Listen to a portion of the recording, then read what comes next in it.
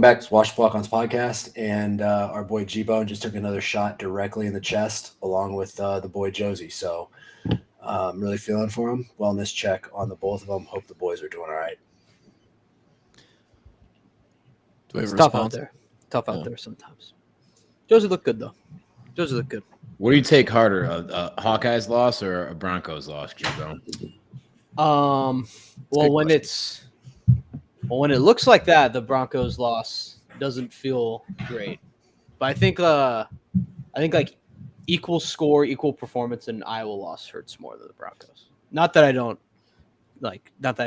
have value and weight in either of them, but I'd probably put more weight in Iowa then.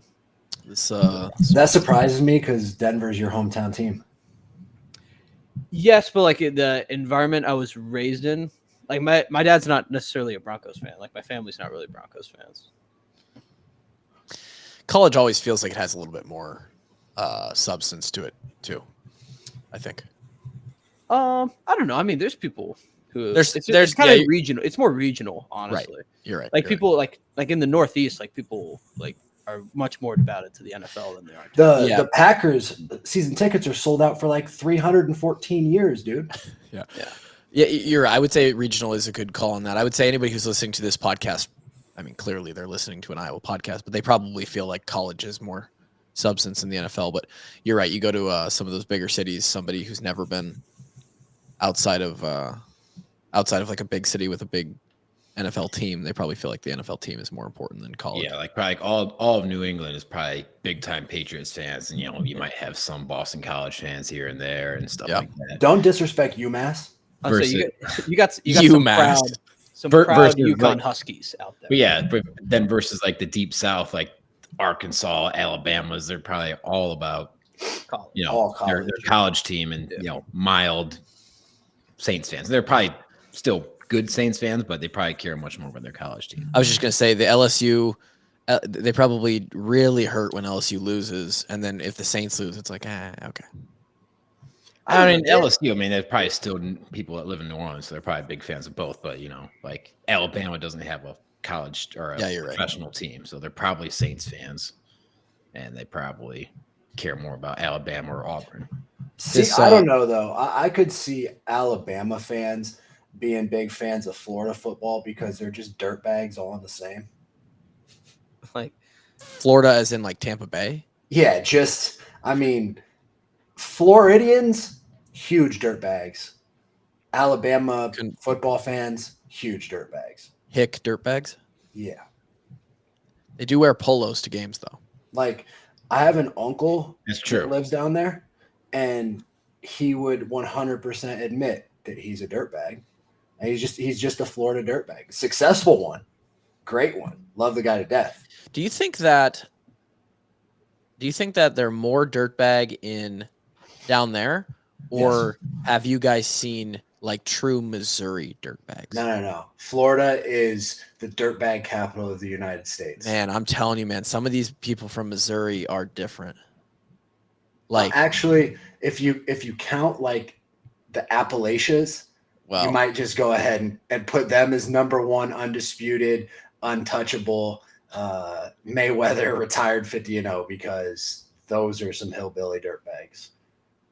Like when we go down to the lake of the Ozarks, some of the people that you'll see at a gas station, man, it's unbelievable. So are we gonna do a top 5 dirtbag region of top 5 dirtbags state edition? Number 5. South Iowa. South Iowa. South of Muscatine. 80s the cut line. I don't know. It does feel like this is becoming to swing it back around. This is the wellness check on Gary podcast. Every Monday podcast is just a wellness check podcast. This is a Broncos reaction podcast for the first 20 minutes. Yeah. At this point, as a Broncos fan, do you phone it in? Is it just we're looking at the draft next spring and we're trying to? Well, once we gave up that lead to the Commanders, it was evident that this team's not going to be like this team's not going to the AFC Championship game, right? Probably not. Yeah, like this team's going to the playoffs. Yeah, once that going to the wild card. once we had that game with the Commanders, it was like, oh no, this is not good. So I mean, geez, like you want to phone in, but it's like I don't even know what to like fix at this point. Like I feel like we fixed the things that needed to be fixed, and then it's got worse somehow. I would get I don't even know out of there. Yeah, that's the weird thing with Russ right now is like statistically he's performing really well. So it's like I don't think Russ's play necessarily is the issue. I think that everyone disliking Russell Wilson is the issue. How about the clip from Marshawn over the weekend? About how Marshawn doesn't even have his number. He had to like call his agent to talk to him after the Super Bowl. Called him just a quarterback to me. Like he was just a quarterback when I was there. Like. Well, dude, when you isolate yourself in the way that he's isolated himself, I wouldn't want to be friends with that guy. I wouldn't want to talk to that guy. Team 3 suck my dick. He doesn't seem very relatable, like as a guy in the locker room, you know? No. Like, what do you say? What do you say to Russ to like be one of the guys? I don't know. I'm not sure. So you ask him if he wants to film a Subway commercial. He is on those, isn't he? Well, yeah. The Subway revamped their lineup, by the way. Second Subway mention of the last 2 or 3 podcasts because Drake brought it up a couple episodes ago, which I swing it back around. Oh, Kevin, you weren't on that one? I don't think so. Are we Subway fans or are we Subway haters? Drake and I are Subway fans. I walked into Walmart the other day and the hot bread, it was in the morning. I couldn't get over the smell of the hot bread. Of these sandwich chains, Subway's at the bottom. They're super low. They're super low. And shout out Capriati's. There's one down here in Mesa, Arizona, and you go get you either a Philly cheesesteak or a New York chopped cheese, and it will blow your tits off. So you agree they're the bottom of the barrel, but you still love going to Subway? I love the smell inside of Walmart. When I walk through the doors at 8 o'clock in the morning and the hot bread hits me in the face, I absolutely loved it. I endorse the statement you just put out. You want like a Subway bread Yankee Candle? Yeah. Oh, God, yes. If Bath and Body Works could sell a Subway Italian bread candle, I'd buy 10 of them bitches. But it's like I want the Jimmy John's bread candle too, though. Like I take Subway. But honestly, to act like the smells at Jimmy John's aren't quality as well. They are. They're quality. Any sandwich shop is quality. Like you're allowed to buy more than one candle. I think Kevin was going. Maybe we're gonna have to do top 5 sandwich places. I think it's honestly before you go anywhere. It's pretty funny how Jimmy John's and Subway, very similar places, aside from Subway having a little more like fancy ingredients, I guess, but they smell totally different. And a former spokesperson who is a pedophile. That's a big difference. That is a big difference. Yeah. I think Jimmy John's blows Subway out of the water, but that's just me. Kevin, am a man of cheap taste. I love Jimmy John's too, dude. Damn, I'm a man of cheap taste. So you take me to a fast food burger, I'm gonna really enjoy that burger. You take me to an IHOP versus versus maybe a nice fancy breakfast place that's gonna serve you all these like fancy dancy waffles or pancakes. Give me the IHOP flapjacks, baby. But I'm gonna eat. We're talking Jimmy John's versus Subway here, not fucking. No, I know you. Longhorn Steakhouse. No, I know where you were going with it though. I know where you were going with it though. Is like, Subway, Jimmy John's. Those are both kind of bottom of the barrel. If you're gonna start going upwards of like, like a Red Pepper, a Jersey Mike's. R.I.P. to Red Pepper. Fucking worst thing to ever happen to Iowa City is that place is gone. Sad you didn't get to taste that place, Grant. Actually, second worst thing. Worst thing that ever happened to Iowa City is Brian Ferentz. Remember? Yes. Tried to call a play for a tackle to catch a pass though this weekend. Got batted down, but he did call the play. I got real excited. That's elite.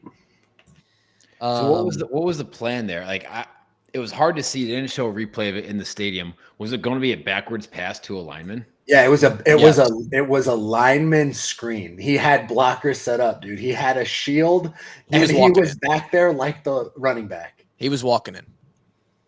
That's fucking wild. I gotta watch the game again on TV, but that would have been an absolute electric play if it had worked. Yeah, he would have walked in, and He was pretty disappointed. I think everybody was disappointed. And as far as Brian's play call, I mean, I just don't have any other opinions about it at this point. Like, I don't think I have anything else to say about it. People are going to have their opinions. I do think it's funny that, like, when things don't work, that's just like the go-to. That's just the go-to now. It's like, how it's Brian, fire Brian. So I didn't go back and watch the Kaleb Johnson touchdown run. Oh, buddy. It was an inside zone, correct?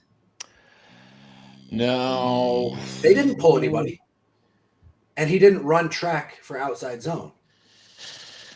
Oh, you know what? It was an inside zone with the tight end. With the tight end coming back, right? Yeah. Okay, so while I was a player, so this is going to make fans real happy. This is going to go towards the fire Brian directly, gas on the fire.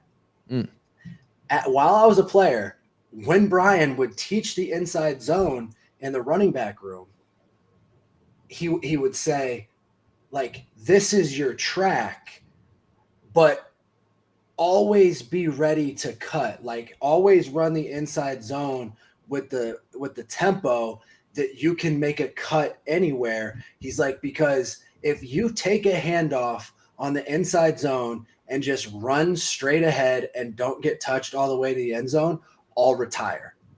And that's literally exactly what happened, dude. He took his track and did not take a lateral step until he crossed the goal line. So what I remember seeing of it, it was a really good combo block of the left guard and left tackle up to the linebacker. And I think the safety took a bad angle and it was just off to the races. Off to the races, dude. And isn't it weird when the guys execute what I mean, I don't want to be that guy. You know? But they showed the end zone view of this motherfucker, and that opened up like the Red Sea. Okay. I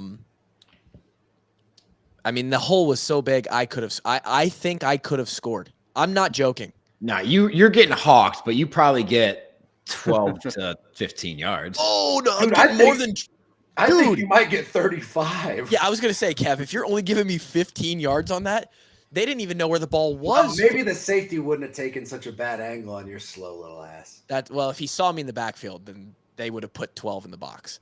But this hole was huge. I had to watch this game, so I had a hashtag ban fall weddings. I had a fall wedding this Saturday, buddy from back home. 4:00 start, an hour away. So we left basically right after the game kicked. So I'm downloading the Peacock app in the car. Lauren's driving. We're filling up with gas. I'm like making my account. Fucking Peacock. And like I'm watching on my iPhone 14 on the way to Pella, Iowa for this wedding. And I saw this play happen. Kaleb rips one. And I go, oh my God, it's amazing what happens when we block people. That was my only reaction. And off to the races. And God, when he opens it up, is he smooth or what? Yeah, so he's like one of those guys where he is running very fast, but it doesn't look like he's like it's weird. Putting a whole lot of effort into it. So smooth. He does not look fast, but he eats up ground, dude. If you watch me and him run, we're exact opposites.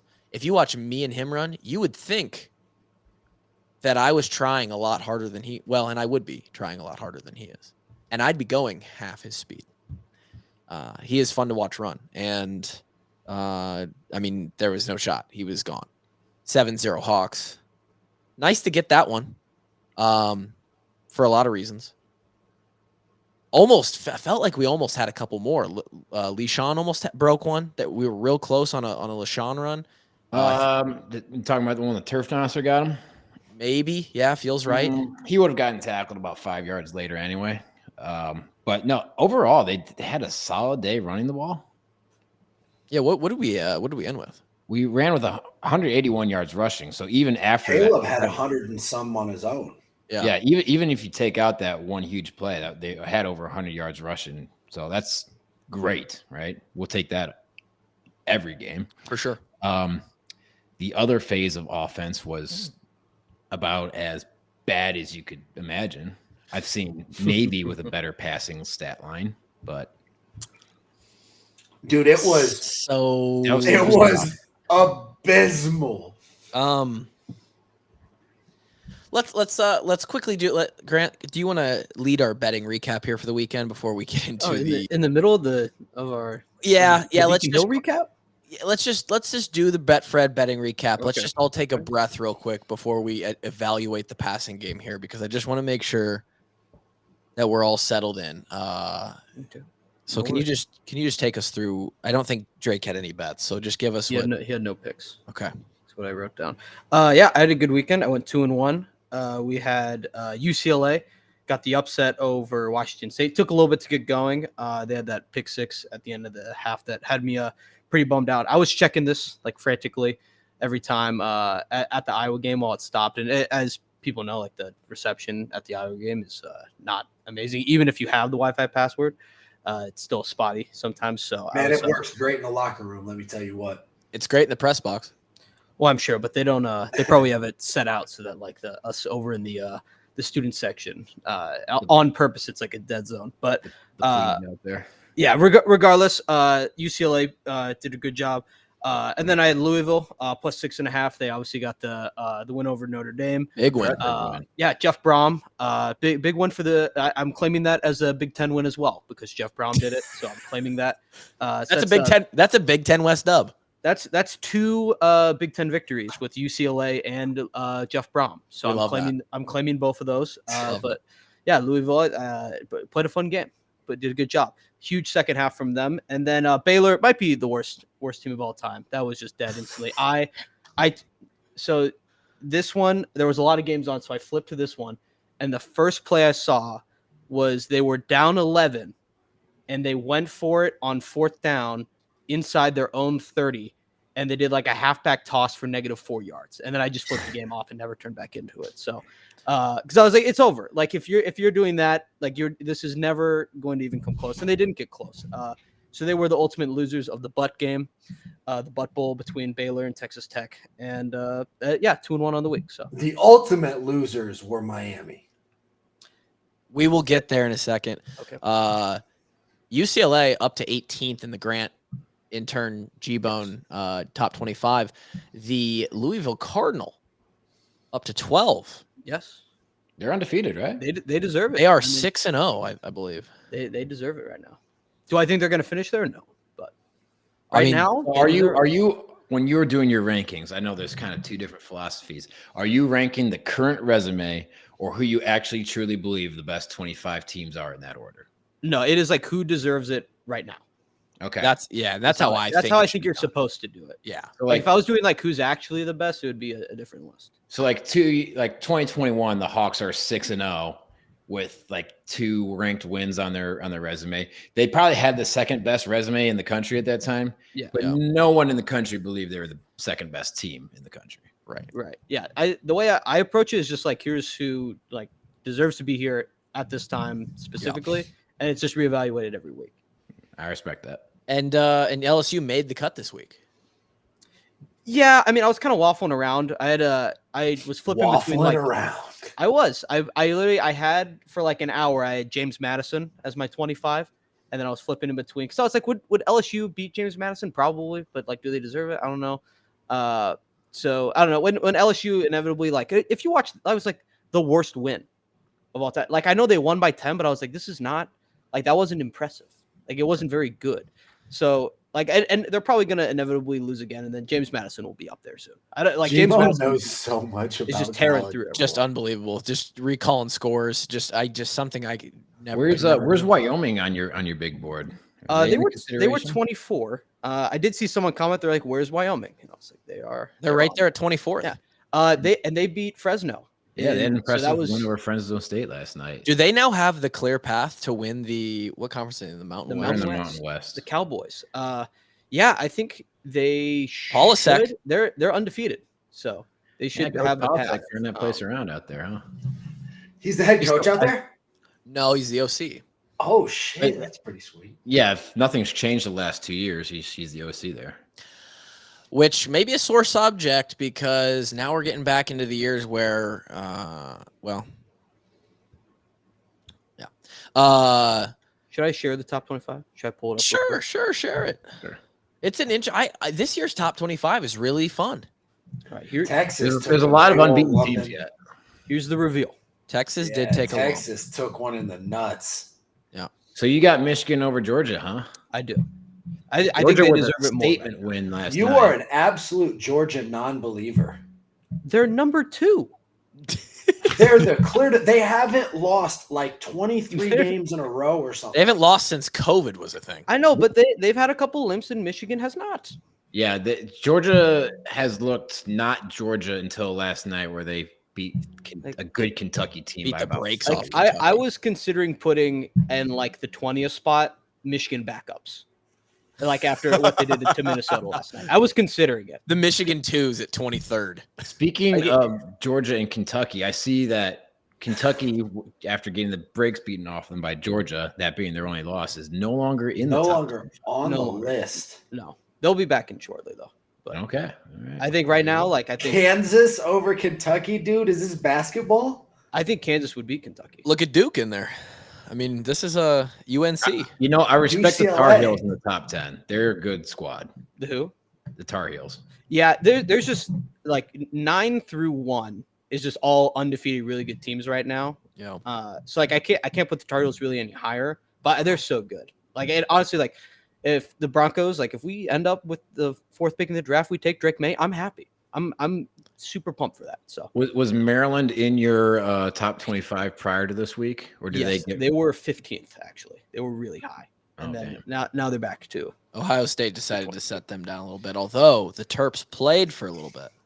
Great first half. The Terps fucked up a nice 4-leg parlay for me because they fucked up the end of the first half. I don't know if you guys saw. They're on like the 15-yard line. They have no timeouts left.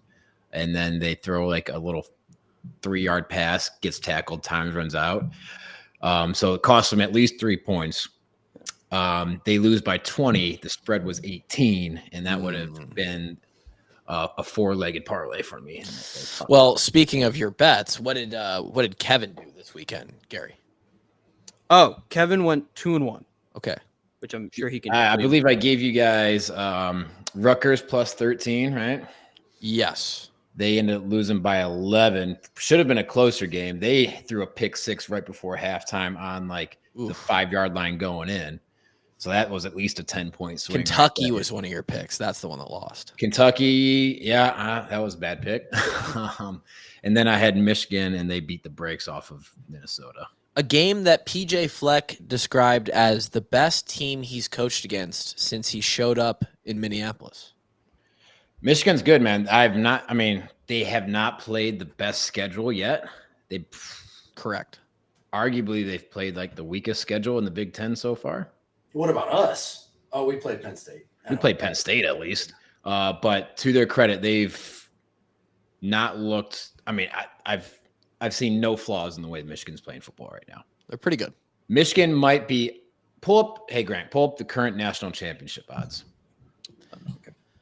What was your last pick there that hit as well, Kev? Rutgers covered. They were plus 13. Rutgers, Michigan, and okay. So then, real quick, just to cap that, it's a 2-1 week for the boys.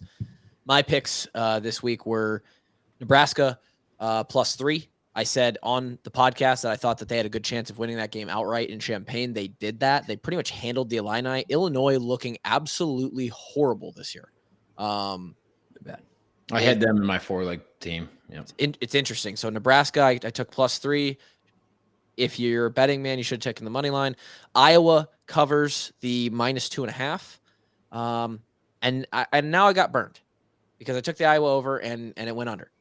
And so who knows if that'll ever happen again, but I went 2 for 3, and that's a 66. What? What'd you go? 2-1. 2, 4, 3, 2-1. 2-1. Sorry. So that's a 6-3 weekend for us on the pod, and that'll make you money. Like everyone being over 500 right now amazes me. Like that's pretty good. And I didn't get my judgment. Still waiting on the appeal process. Yeah, what is going on this one, Gary? Well, it's a lot of things happening on the walk. My appeal has to go through. Dana White said himself, he's the president. What what is that? What do you want to be? What do you want your record to be? I'm 4-4, dude. He wants that's to win. A robbery. We'll make it 4-4. Okay. Just like Valentina Shevchenko deserves to have a belt mailed directly to her doorstep. I'm 4-4. All right. Drake's 4-4 entering week 7 this week. On the Thursday. I have an update on the championship odds, by the way. Okay. Yeah, they are second. It is Georgia at plus 250 is number 1. Michigan is at plus 350, and then it is a massive jump after that. I mean, I'd be honest. I'd be very comfortable with just betting on those two teams. Mm-hmm. I think they're by far and away the 2 best teams in the country. And then right now, yes. Assuming you have a really high equity in at least 100 and plus 150. I still right. Alabama. Because if you bet 1 and 1, yeah. Go ahead, G-Bone. Well, I was saying Alabama right now is 20-1 still.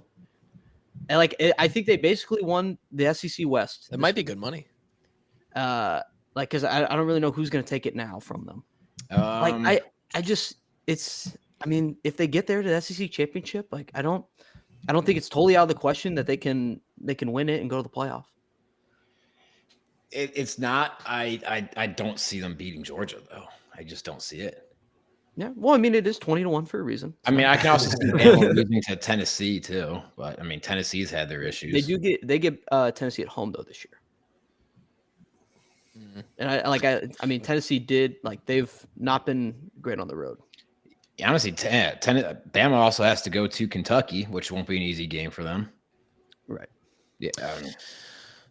All of this fun. Bama's always fun. Yeah. Yeah.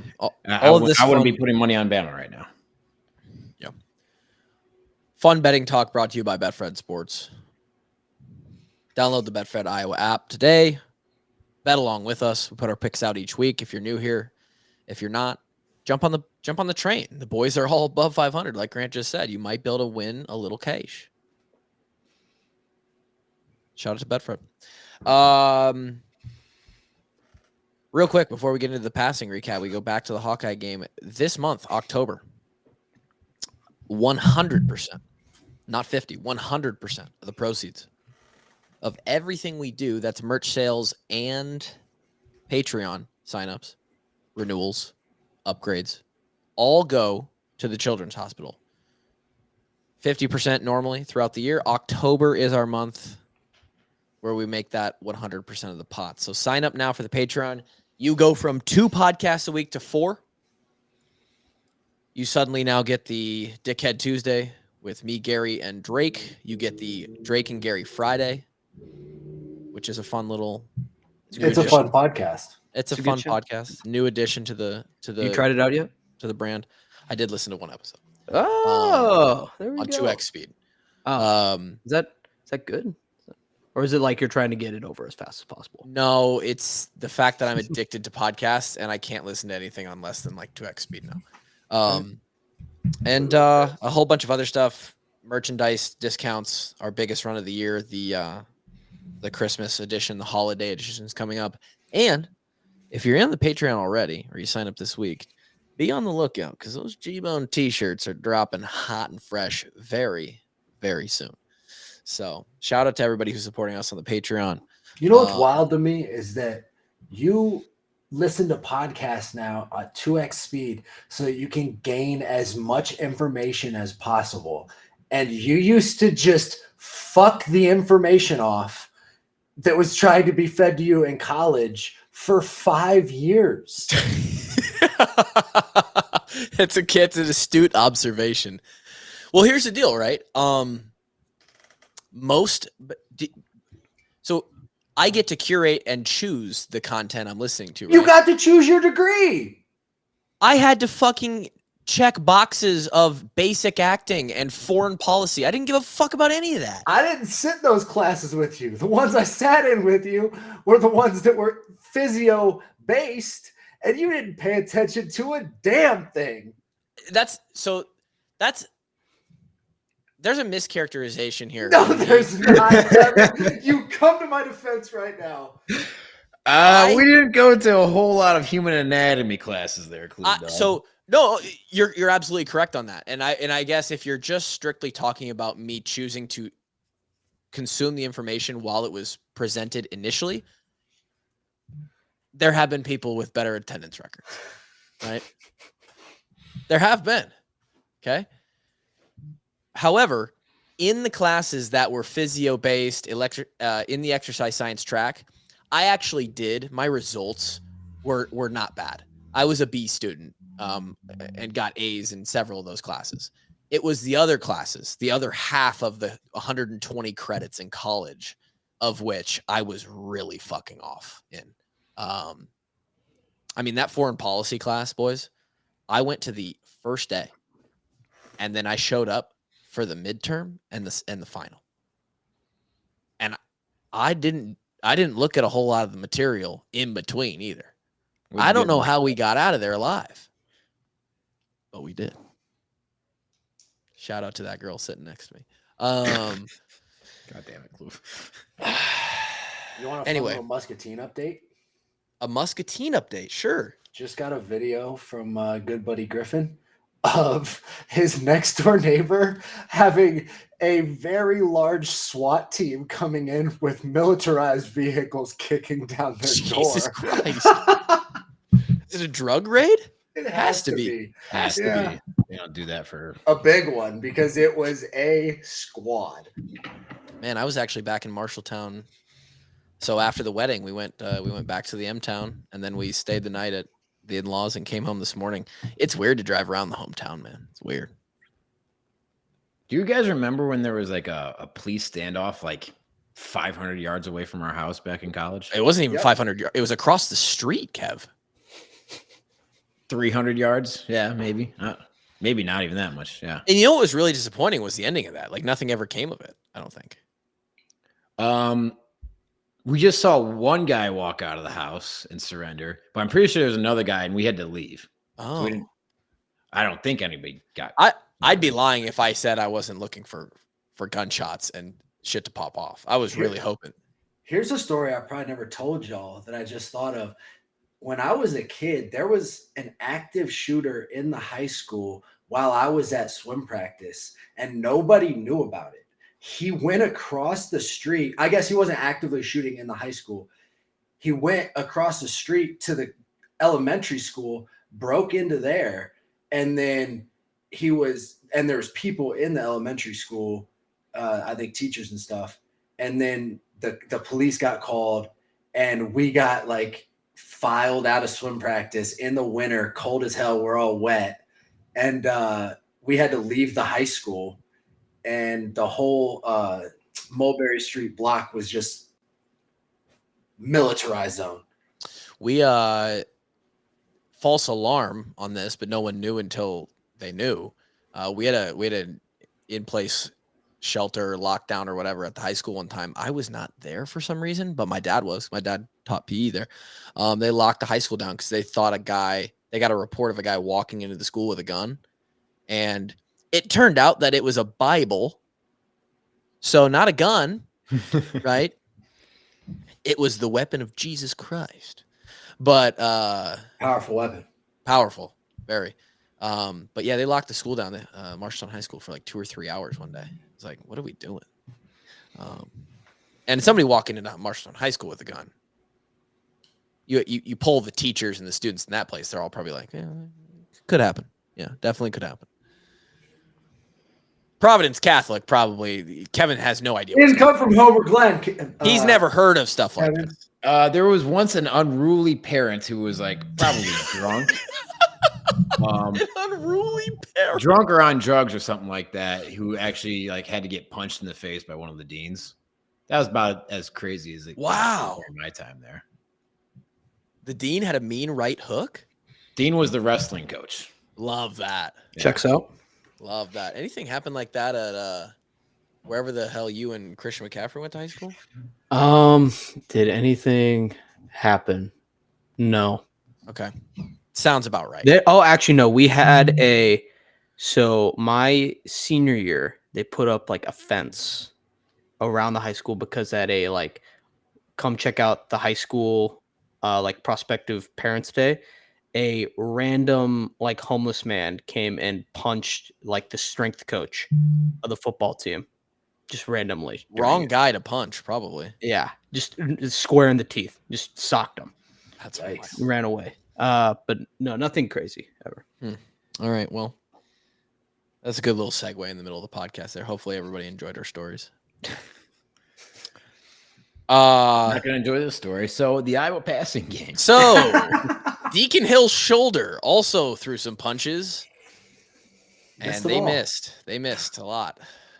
Boys, I this is nothing against Deacon. Guy seems like a good dude, like a cheery guy, excited to take on the opportunity as the next Iowa quarterback. Unfortunate situation, but hey, he's willing and ready to step into the role. But I don't think I've seen a guy miss throws as bad as some of those passes on Saturday in a long, long time. I mean, those balls were ending up 10 yards away from the intended receiver. Yeah, everything was just grotesquely overthrown, and most of it was, a lot of them were overthrows. Yeah, not great. I was really surprised because I thought he looked serviceable last week when he got thrown in versus Michigan State. Mm-hmm. Just wasn't there versus Purdue. You think he was just hyped up or what? He's definitely hyped up. Everything was going like way high. Like he wasn't definitely wasn't underthrowing anything. Everything was over everybody's heads or just overthrown. Some were just completely off target to no one. So I think early on, go ahead, Kev. Two of his three best balls, he actually throws nice balls and that get dropped. One turns into an interception, bounces right off a guy's face.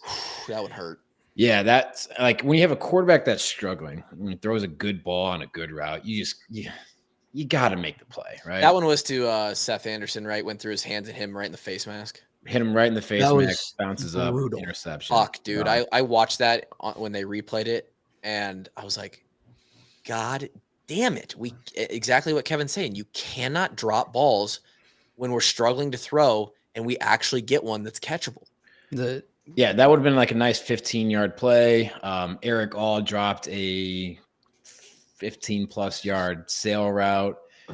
Nico Reggini dropped a good pass.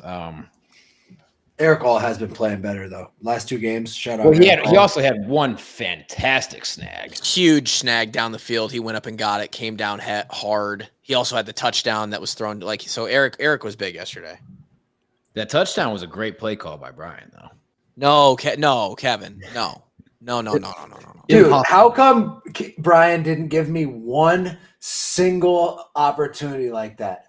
You do not run like Eric All. Bro, I played receiver in high school, and I run good, especially in a straight line. You don't run like Eric All. I run like plenty good in a straight line. You definitely don't need more. That wasn't running a straight line, my friend. Bro, it was a wheel route out of the backfield that he barely had to wheel on. If you don't think I could do that, go check the tape. It's on there. It just happened in practice. You got heavy feet, man. You don't know until you try it. Feet. Back 245, Drake had heavy feet. I'll be honest, Drake. Heavy, but they ran plenty good. I won't stand for this. Slander.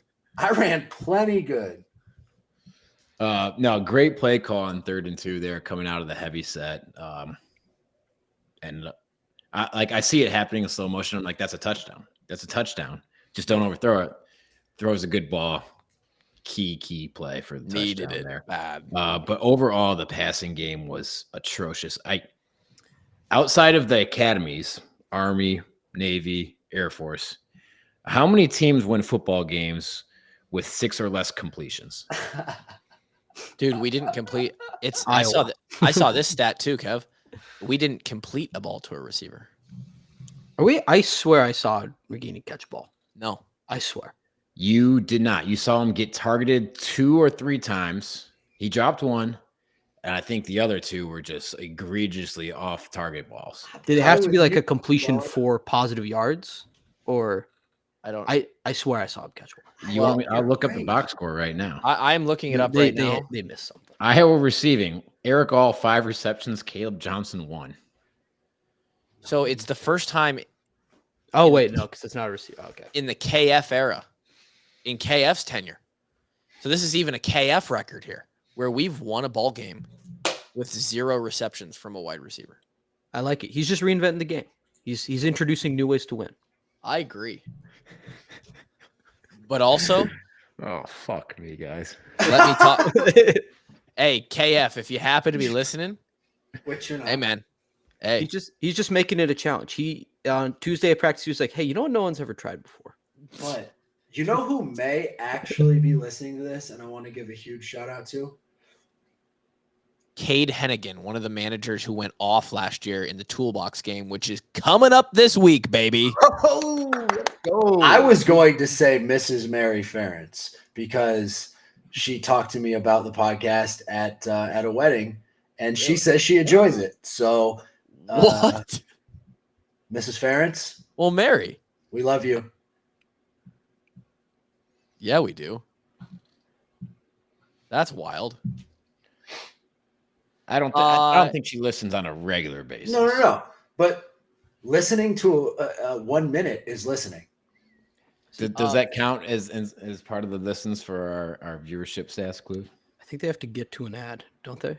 No, I it's a little bit more complicated than that. We won't go into that. I know this. Back to the passing thing. Deacon had a QBR. No, don't even say it. Two. I was gonna let him guess. 2.0. That bitch goes up to like 140 or something. 158.3. 158. Deacon had a 2. It was at one time he was like 1 of 11. Finished 6 of 21, which is 30%. Y'all are gonna remember the throw I'm talking about. I can't remember if it was a deep over or if it was a corner, but he was throwing to his left and he was late on it and he threw it up the field. The receiver was toward the boundary and it was an open receiver and he missed him by like 15 yards. And at that point it was that exact throw where I was like, we're genuinely in trouble because his confidence was shot. Like he didn't just turn his shoulders and rip it at the receiver with it. He's got a cannon. I don't know if it's his confidence though, Drake. Dude, that throw had no confidence in it. I'm telling you. Maybe that one, but I mean, generally the kid's ripping it with a lot of confidence. When he rips it 75 down the field on the opening play. Oh, how hard were you guys when they opened with that sumbitch? I was hoping it was going to work. Can you imagine? It's what we asked for. Didn't we say on Wednesday? Just like first play, just see how far you can throw it. And they did it. They had him throw it from the 25 to the goal line. It was like when I'm not sure what his read progression was there, but that is not where the ball should have went on that particular play. His read progression was in the Friday night meeting when Brian shows the script. He saw the opening play and said, "We're going deep." It was a test. They just wanted to show Purdue his arm strength. What do you think? Show him what he's capable of. So, you two, what do you think Deacon's Friday night snack looks like? It's gotta be legendary. Is it at least a triple burger? Brady Ross did at least 2 doubles. If Deacon's not eating like Brady Ross, I'm disappointed. And Deacon's skid loader's got to be in top form. You got to fuel that body. Deke's putting a lot of caramel on his ice cream cup too. Do they give you Culver's on Friday? It's not Culver's. It's not Culver's, but damn, is it good, dude? The Kirkwood burger. So G-Bone. So you can get yourself. There's like a make it yourself station for like burgers or a chicken sandwich, and then there's cookies and ice cream from the. And hotel. It's your last meeting of the week, dude. Like this is at the facility. This is at the hotel. It's at the hotel. Okay. The head coach gives his nighttime meeting. You have snack and bed, and you go in there and you can have as many hamburgers as you want, and you can take ice cream to bed. It's the greatest thing of all time. It literally is like it's the best possible thing for a football player. And for those wondering, they just ate dinner 3 hours before this. Not even. And that dinner was substantial. Among the offensive linemen who were there that weren't starters, there was, I don't know if they still do this, but there was a common occurrence to see if anyone could break the record for double cheeseburgers eaten. I think it was like 7. I hope that they didn't. They pass around for like he's the burger champion this week. Then they didn't test Brady Ross because he could have broke that. I know he could have. I've never seen a man put down hamburgers like that. Fucking animal. That's 7 double cheeseburgers, buddy. And these are big burgers, man. B. Ross, if you're listening, please chime in on this. I believe in you, dude. You can. And like Kluver just said, man, this is 2.5 hours post dinner, big ass dinner. Our bodies are used to metabolizing all that. I'm telling you, man, for a college athlete, for a man, there's no better thing than you walking into a unlimited burger and chicken sandwich bar with unlimited ice cream afterwards. It doesn't get better than that. No. It also it warmed my heart when KF would scoop a little ice cream himself. Oh, KF loved to get himself a little Get himself a cookie. Oh, yeah. Oh. Sometimes, man, it's a stressful life during the season. You got a lot going on. It's 95% of your time is pretty stressful. You got to enjoy the small little victories. And that's after a win on a Saturday, just take the rest of the day, relax. And that's ice cream on Friday night, man. Smoking a Coke, right, Kev? Smoking a Coke. That's right. Fucking A. Shout out Coach Parker. So the passing game was bad. It was bad. Yeah, man. And Purdue's defense isn't by any means good. Can I share a stat? Go for it, please. So we got up 10-0, but our stats were 1 of 9 completions with an interception. That's 2 completions. Baby. That's a bad stat. That's two completions. Oh, totally unrelated. Every once in a while I'll see this. It deals with football stats. I saw this the other day, blew my fucking mind. It said, the tweet was simply, it was a prompt. What's the wildest football stat? We could go on. This could be another hour of just quote tweets of that tweet. Jim Harbaugh finished with more rushing yards in his NFL career than Bo Jackson. No. It's 100%. Yeah, I mean, well, Jim Harbaugh didn't rip his hip out of his side. I understand that, but without knowing exactly how many games I for one did not know how few games Bo Jackson played. Like didn't know that. He only played like 36 games. Wow, those were an electric 36 games. And he ran for like 2,862 yards or something like that. And Harbaugh, over the course of like a 10-year career or maybe more, ran for like 2,870 yards, like 8 more yards than Bo Jackson did. Wow. And I was like, holy shit, that is unbelievable. Dan Marino has 80 rushing yards in his career. That's it? He played 242 games. That's incredible. So you're telling me he averaged 0.3 rushing? Probably. I mean, I don't have a calculator out. That's what it. 12 a game. That's one QB sneak a game. One Subway sandwich. QB sneaks. Okay. My one gripe. The ass push, the butt plug. 3rd and 1, our last offensive drive. Oh, man. I love you, Brian. I think you actually called some good play calls on Saturday. Impossible. Oh, no. Rest in peace. There he is. Whoa. Did we jump out of there? Yeah, you said you thought he actually called some good play calls on Saturday. There's some good plays out there. We left a lot out there execution-wise, but the 3rd and 1 play call, the slow developing run play on 3rd and 1, we get the first down and the game's over. Hated it. Wouldn't you love to ask him, like, hey, what is the thought process here? Like, take me through because he's thinking about the previous 10 plays that they've ran. He's trying to set stuff up for the next 10 plays that they're going to run. It would be fun, and you couldn't do it because they're in the middle of calling a game, but maybe work back through an entire game with a coach sometime and be like, okay, what was the thought process here? Okay, now why this? Now why this? It would be I would absolutely love to know what everyone's thinking. I would love to know what KF thinks during games. I would love to just fall around Kirk just during the game. Don't even have to talk to him. I just want to shadow him. Oh, there's fucking Drake. He's trying to kill Ron Caluzzi. Son of a bitch. Oh, shit. I've not seen him and Phil were going crazy at the ref early in the first quarter. Yeah, I think it was like they wanted holding a couple times, but I haven't seen Kirk go that crazy in a while. He can get fiery. Yeah, Kirk can get fired up sometimes. Do you remember when he called the timeout just to yell at the refs? Yep. Fucking iconic. Do you remember when he yelled at us at halftime of the Rutgers game? At Rutgers? Yeah. Only time KF ever bitched us out.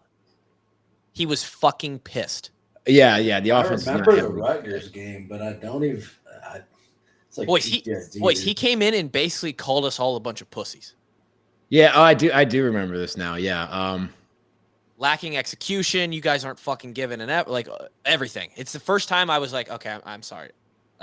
Defense is just chilling over there because I think we had not given up any points yet. Correct. That's probably why you don't remember, Kev. It reminds me of like whenever we have the offense is a bad day of practice and KF calls it up at the end and talks about how bad of a practice we had. Defense is just looking around like it seems like a good practice. We did all right. But no, you do know like dick, Kevin. Yeah, KF gets fired up every now and then. Phil got heated today or this weekend. Jamari Harris when he let him go behind him. When he almost gave up a 3rd and 35 play. Yeah. Yeah. Oh my gosh. Yeah. That ball, a perfect football. That's a touchdown. Mm-hmm. Should have been caught for a first down. But yeah, Phil was absolutely heated with Jamari on that one. That was a really tough look on him. Stadium went dead quiet for like 3 seconds after that play. So I mean, yeah, a couple really sloppy things on defense actually. Managed to get out of there with only letting up 14 points. Let them throw the ball a little bit more than we would have liked, but a couple sloppy plays that need to get kind of cleaned up there. Yeah, but we have Cooper DeJean, and it feels like everything's okay. He's good, huh?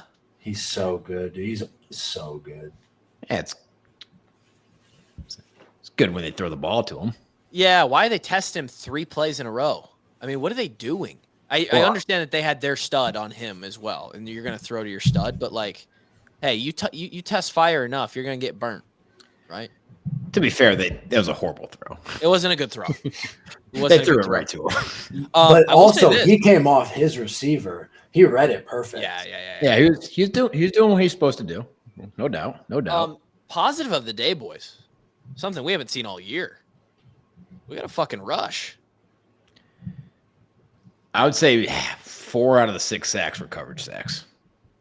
But at least we got there. I would say we struggled more than we had success. Really? Yeah. Seemed like we got a lot more D-line pressure this game, but maybe I'm wrong. Tell me I'm wrong. Oh man. At times, but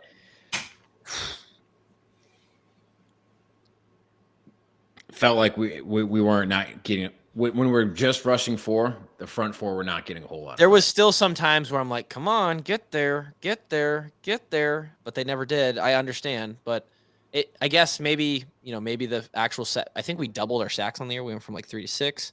Yeah. We got a bunch of tackles for loss. Again, Kevin, you're probably right with some of the coverage sacks there, the coverage tackles for loss. I mean, we peppered their quarterback pretty good. He's not feeling too good today. Oh, he feels like shit. Do we have a collision of the game? Any specific ones that come to mind? Just every time Jay Higgins finds the ball. Guys, he had a pick too. He did have a pick. He did have a pick, yeah. Yeah, that pick should have sealed the game, but didn't. Whatever. No, nothing. No specific hits come to mind. Kluver, I want to know what you watched on TV. Did you see the blocked field goal? Because you can't see what happened from the stands. I did. Yeah. Was that on the kicker or on the protection? It's on the kicker. Just coming out too low. Yeah. So it was a windy day, a little bit, right, Kev? Not terribly, no. Was it not? No, not really. It looked like kicking one way. It really was on TV.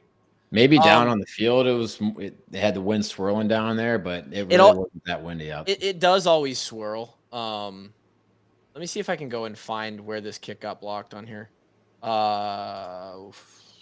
Missed field. And then the other one, did he just straight up shank it or what? The wind took that one like a motherfucker. Because they showed the flags on top of Kinnick, and they were straight out. The last field goal, the second field goal that he missed, I've never seen wind blow like that. What just happened, Grant? I have breaking news. What's that? George Kittle has found the end zone. Oh, let's go. We love that. Go, Jorge.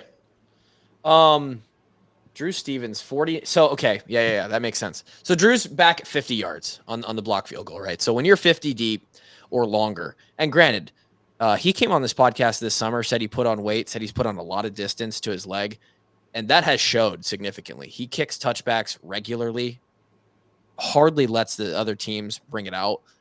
And on the field goals that he's had this year that don't get blocked, they are going through easily. He has the leg for everything.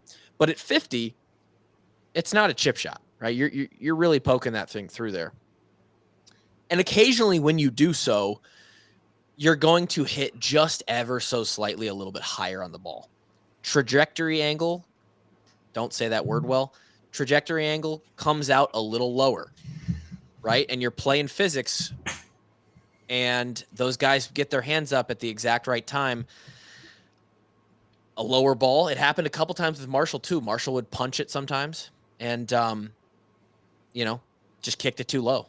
And they did get a great push on it, but it's not like they split a gap or got deep into the pocket. It was like they just got their hands up and it was a low kick. So I actually don't know from watching thousands of reps on film, contrary to the belief of maybe the two on this podcast or any other of my teammates from my time at Iowa. I did watch a lot of film kicking wise, and I don't know if that was going to go in anyway. That thing was headed left in a hurry. So we'll never know, but it got blocked. Backing up 5 yards from delay of game affected it a whole lot. Doesn't help. Obviously doesn't help. By the way, what did you think of the Purdue kicker convincing the refs that the ball was falling over? I didn't see that until today, and I was like, one of the all-time bamboozlements, dude. He's got to be. If he's not, he's got to be a lawyer of some sort. No, if that guy has like a girlfriend or fiance or whatever, like I guarantee you, he gaslights the shit out of it. He is the because best. They showed that replay several times, and the fans were livid with the refs for calling that one because that ball was a freaking statue, man. It wasn't moving at all. Another special teams play of note too is Elkins trying to drive them bitches into that block punt or that black ball. Yeah. Now here's the thing: A for effort there, Luca. I was told in my time, because I asked if I could do this. Like I asked somebody, Coach Woods or Coach, and they said to not do that. I was told to not do that because at the time they would call a penalty of like offensive holding or I don't think you're supposed to do that. They would call unnecessary roughness or something. So I never did it. Look damn smart when they don't throw the flag though. For sure. He was trying his best. Imagine he gets that guy to kick it, he picks it up and takes it in or something like that. I don't think you can advance you probably can't advance that. Yeah, it's a dead ball, but ask for forgiveness. Hunt it in the stands. I'm the man. So any collective thoughts here? The Hawks are 5-1. We are 5-1. Yeah, people forget. And don't want to talk about it. We are 5-1. And we have the biggest game of the year coming up. Big Ten West Championship? Potential Big Ten West Championship. Man. Maybe we just keep finding ways to win this year. But 10-point dog this week. We'll talk about it, obviously. Yeah, man. God, they just do not get better week to week. This is just what we're going to have for the remaining 6 weeks, I guess. Oh, yeah. Like I said, after these are how the games are going to go, man. Like if we win this Wisconsin game, it's going to be by 3 points after we recover a fumble deep in. We're going to have 230 yards of offense, if that. And it's going to be 9-6. Yeah, probably all 3 field goals off of turnovers inside the opposing 30. Torrey Taylor's going to have 500 yards of punt. And he just passed career milestone. I think it was like 7,000 yards of punting or something like that, or something crazy. I think it was 11,000 yards. It's 11,000 yards of punting, something like that. That's so much punting. He's a good punter. He's a very good punter. We use him way too much. You're saying we should go for it on fourth down more? No. Or we shouldn't be at fourth down more. Is what you're saying. A few less fourth downs out there. I feel that vibe, Kevin. Fuck, man, if we could catch a ball, Yeah, you're right. This Wisconsin game, we're 2-score dogs. I don't think anybody's expecting us to win this game, which maybe plays in our favor. I'll say where we want them. Wisconsin still is not looking great, right? They got to win over a solid Rutgers team, but like I said, that game should have been a lot closer than it actually was. Is this Wisconsin team of 2023? Could they beat any of the 2013 through 17 Wisconsin teams? I don't think Absolutely fucking not. Not a chance. God, no. So those teams were really good, dude. That's what I'm saying. Is like I think even though this is Wisconsin, it's not Wisconsin, right? Like it. No, we played against some really good defenses up there in Madison, man. Some decent freaking dudes up in Madison up there. That offensive line that they rolled into town with every year, golly. Bro, they went from Monty Ball, James White, Melvin Gordon, Jonathan Taylor. Monty activated today, by the way. Didn't do much, but. And then now they got Braylon Allen, but then they always had a dude and a massive offensive line that was actually good, and like their defense was always just stellar. They're not the same team anymore. They're no, that's not who they are anymore. Best looking team in the Big Ten West, but it ain't in much. Yeah, and they've gotten better throughout the year. They look pretty rocky the first couple of weeks, and I'm sure Luke Fickell will have them humming by some point. But they're not in midseason form up to his standards, I'd imagine. They're in a transitionary period right now. Right, exactly. Kirk's got to have a good record against like first year in the Big Ten coaches. It'd be interesting to know that, actually. He's got to have a pretty decent record. There's a lot of them too, going back 25 years. Yeah. Maybe I'm just inventing a stat. We will talk more about Wisconsin on Thursday. Let's finish with this because I cut Drake off when he mentioned it. Miami? Oh, Mario. Dude? Is that the collision of the week? His fucking job running into the wall? Yeah. Shout out to Premier Automotive. If you hit a deer, call Premier. And if you're Miami, fucking kneel the ball down? Did anyone catch? I want to look this up actually as soon as we hang this up. I want to know what the press was asking him as question-wise as far as after the game, right? I would love to see that press conference. Because I don't care how long that press conference goes. Every single question be like, hey, why didn't you need the ball and just win the game? He was turning into like a matting game between friends. Did you see the player with the long, greasy hair on the sideline go, what the fuck are we doing?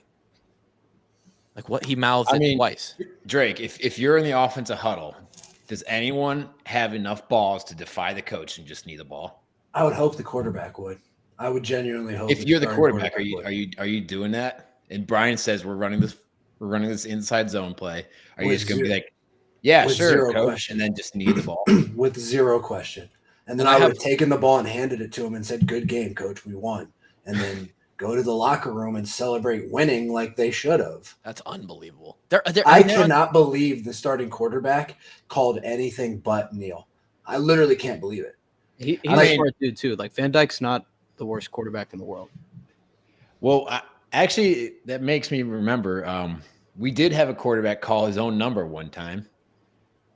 2014 Purdue. I'm pretty sure CJ just called a naked boot on himself and just walked in the end zone. It was supposed to be outside zone, and he just pulled it. Love that out of Siege. Yeah, it's funny you say that because I was just going to say when you asked Drake if somebody in the huddle would have the balls to do it, I immediately thought CJ would call it. CJ would have been. It was CJ versus Purdue. I'm not sure which year. It might have been 2014. I think Rudock was hurt that game, and CJ was playing. I want to say, dude, they should be undefeated. Yeah. Yeah. They're ranked what, 20th or 17th or something like that, and they should still be undefeated at 6-0, and they just lost to Georgia Tech. Yeah. No, I mean they were down too for a long time. Like they were lucky that Notre Dame was losing at the same time because everyone was distracted until they made an absolute fool of themselves. They had an impressive win over A&M early in the year too. Yeah, I mean, they're not just kneel the football. Just kneel the football. What are you doing? Shit is crazy. Mario made the Big Ten tier, by the way, this week. In case you're curious. Oh, love that. Thank you guys for joining the Washed Up Walk-Ons. We'll be back. Like I said, if you join the Patreon, we'll be back tomorrow for DHT. More shows this week. Wisconsin preview, Drake and Gary Friday. Have a fantastic week. Big weekend going to Camp Randall. We'll talk to you on Thursday. Peace.